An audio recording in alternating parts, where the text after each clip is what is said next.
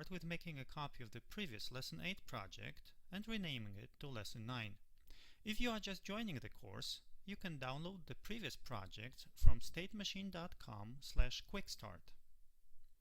Get inside the new Lesson 9 directory and double-click on the workspace file to open the IAR toolset. If you don't have the IAR toolset, go back to Lesson 0. Let me very quickly remind you what happened so far. In the last lesson, you've created a function delay to busy wait for the specified number of loop iterations. Here is the declaration of the delay function, also known as the prototype. And here is the definition of the delay function, which contains the actual code. The delay function is then called in two places in your main program. The fact that a single function can be called multiple times, instead of repeating the same code verbatim, was in fact your main motivation for using functions in the first place. But functions allow you to achieve even a greater feat. Functions enable you to split the program into multiple files rather than having to keep all the code in the main file, which, for any non-trivial program, will quickly become like a kitchen sink. So the first thing I want you to do today is to move the delay function into its own file. First, create a new file by clicking the New Document tool button. Next, cut and paste the delay function into the new file. And finally, save the file as delay.c into your current project directory.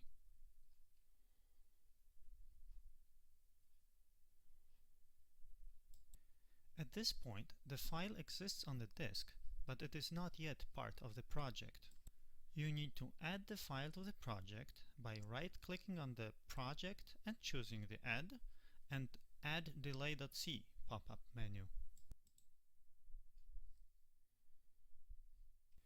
When you compile your project at this stage by pressing F7, you get an error that the delay function has been defined without a prototype. You can easily make this error go away by copying the prototype from main.c to delay.c.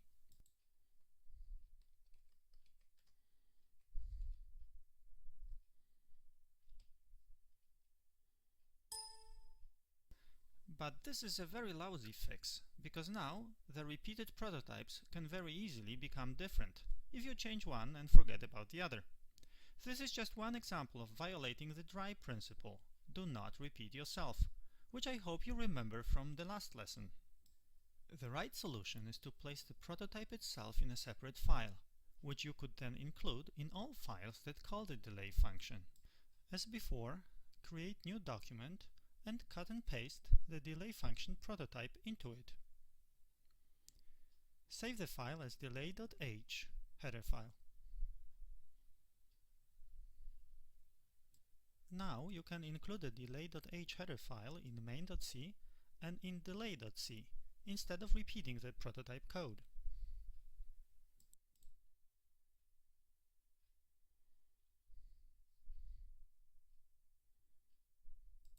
The final touch you can add to the delay.h header file is the protection against multiple inclusion.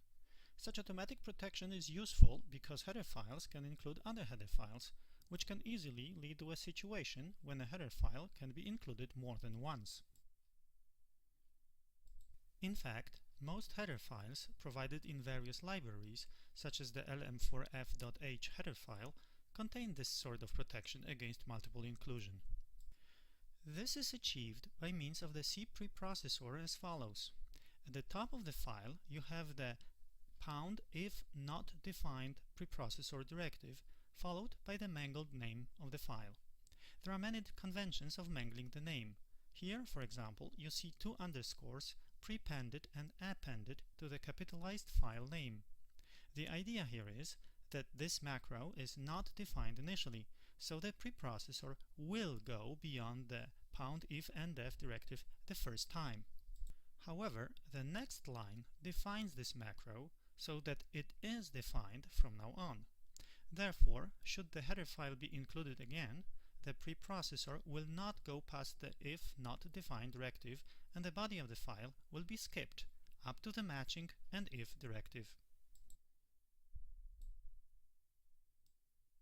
So now let's apply this technique to your delay.h header file. Copy and paste the top two lines and change the mangled file name.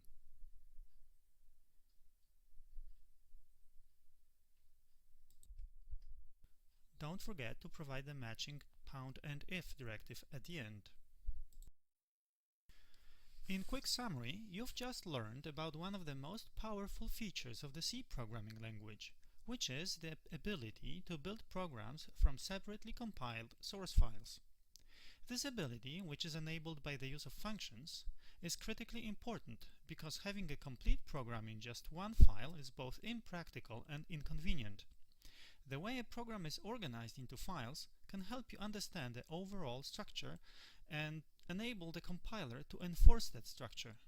Such modularization is also beneficial for speeding the compilation process, because only the changed files need to be recompiled. Now, let's move on to explore some other properties of functions, such as the ability to return a value. As an example, consider a function to calculate the factorial of an integer argument n. Let's design this function top-down, that is, starting with a prototype and the use case. The function name is fact, and it takes one unsigned argument n. The factorial function returns an unsigned value equal to 1 times 2 times 3 all the way up to n. With the prototype in place, you can write the code that uses the factorial function even before you actually define it. An unsigned volatile variable x will be used to store the values returned by the factorial function. The variable is volatile to prevent the compiler from optimizing it away. So now here is how you call a function that returns a value. You can simply assign the returned value to a variable. At this point, you should also think about the allowed range of the function arguments. Mathematically, the lowest value for which factorial is defined is 0. Actually, strictly speaking, the argument type should be an unsigned 0. A function returning a value can also be used inside an expression, rather than being immediately assigned to a variable. Finally, you can also just call the function without doing anything with the returned value. This would make sense only if your function has some meaningful side effects. However, to make clear that you don't care about the return value, I recommend explicitly casting the return value to void. When you try to build your program at this stage, you get an error. But note that this is not a compiler error. This error is generated by the linker, which is the next step of building your program, where all the compilation units are linked together. When you scroll up, you can see that the linking stage failed because the function fact has not been found. Obviously, you have not defined this function yet, so this reason is clear. But I wanted to point out that this type of error is not detectable by the compiler, because the compiler cannot know in which file the definition of this function might reside. So let's define the fact function. Copy the prototype and provide the braces for the body of the function.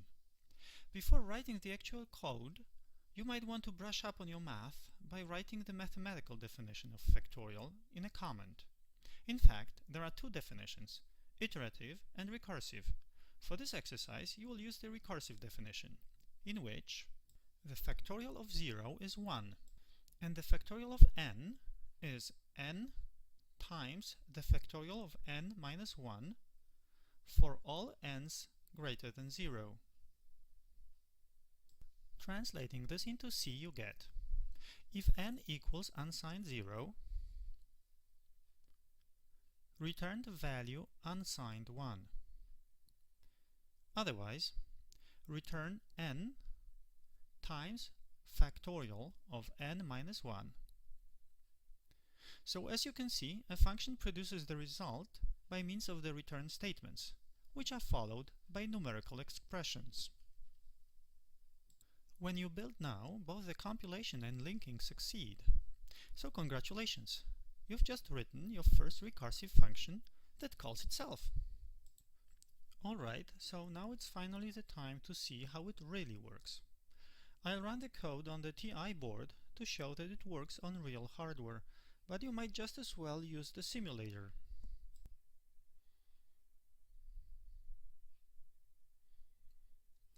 Before stepping into the code, adjust the memory view to see the top of the stack, which, as you recall from the last lesson, is stored in the stack pointer, SP register. To help you keep track of the stack content in the memory view, I will use an arrow pointing to the current top of the stack. Stepping into the code, you can see that the call to your factorial function consists of two instructions. First, the argument value is moved to R0, and then the function is called with the branch and link BL instruction. Inside the factorial function, the first thing that the code does is to push the registers R4 and the LR link register to the stack. By now you should understand why the LR has to be saved, and this is because factorial is not a leave function, so it must preserve the LR clobbered by the BL instruction when it calls itself. The very next instruction should give you a clue why saving the R4 register is also necessary. As you perhaps remember from the last lesson, the first argument of a function is passed in the R0 register, but inside factorial, R0 is reused to return the value and also as the argument to the nested factorial call, so the compiler moves R0 to R4. Here you can see that the function moves the return value, 1 in this case, into the R0 register. The last instruction of the function is very interesting, because it kills two birds with one stone. As you know by now, any stack operation executed in the beginning of a function must be exactly reversed before the function returns. So here the function pops the two registers which it pushed initially, but the content of the original LR is popped directly into the program counter, PC, which causes the return. Please notice that the value on the stack that was popped into PC is actually an odd number, hex 49, whereas the return address the PC has become is an even number, hex 48. I explained why the least significant bit of the address is handled specially in the BX instruction, which was used to return from a leave function, such as delay. Here you can see that the pop to PC instruction is also a special case, and behaves like the BX instruction. Finally, here you see again that the function returns the value in R0, which is then stored on the top of the stack, where the X variable lives.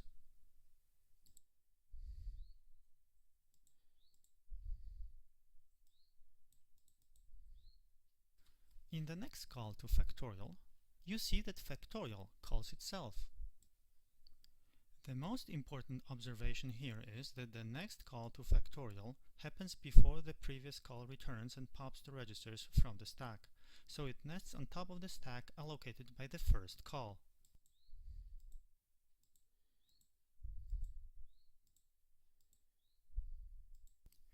Here you can see that after the recursive call returns, the value returned in R0 is multiplied by the original value of the argument n stored in R4. The result is again stored in R0 to be returned from the function. Back in the main function, you can see how the expression is evaluated, whereas the factorial value is taken from R0. The last call to factorial of 5 shows 6 levels of recursive calls. As I quickly step through the code, please watch the stack building up with the clearly distinguishable pattern of the decrementing arguments n and return addresses.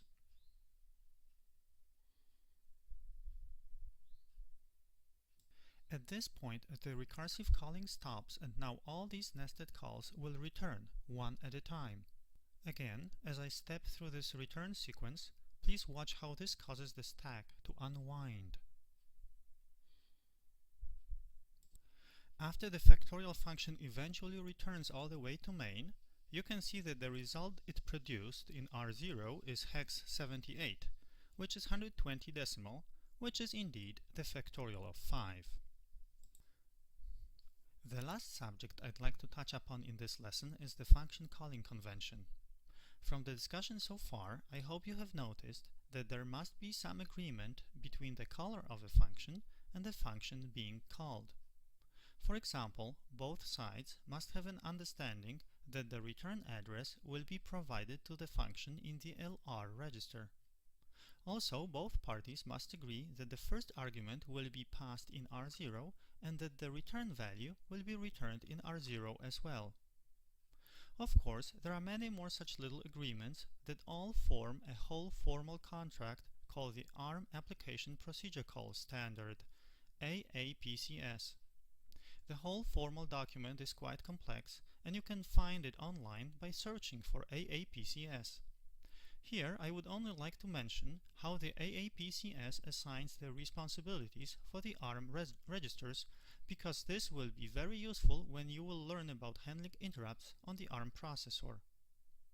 So, the registers R0 through R3 and R12 are used for passing arguments and returning values, and can be clobbered by a function. On the other hand, the function must preserve the 8 registers R4 through R11. This doesn't mean that the function cannot use R4 through R11, but if it does, the function code must save them on the stack and restore before returning. For example, please recall that your factorial function used the R4, but it saved it on the stack. This convention allows the caller of the function to use the preserved registers for values that must survive a function call. Again, recall that the value of the argument n was stored in R4 exactly to survive the recursive call to factorial, because it was needed in the final multiplication. Speaking of the factorial computation, the recursive implementation that I've used in this lesson was just for convenient demonstration of a deep call sequence so that you can watch the stack grow and shrink. But in fact, any such deep call sequences should be avoided in embedded programming, exactly because they use a lot of precious RAM for the stack. A much better implementation of factorial would be the iterative version, or, perhaps better yet, a lookup table.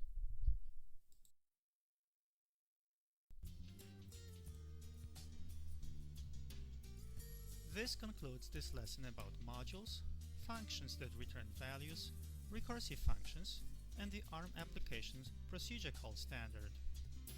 However, we are still not done with functions. In the next lesson, you will learn more about function arguments, including pointer arguments, and you'll learn about scope and local stack-based variables. Finally, you will see what can happen when you overflow the stack. If you like this channel, please subscribe to stay tuned. You can also visit statemachine.com/quickstart for the class notes and the project file downloads.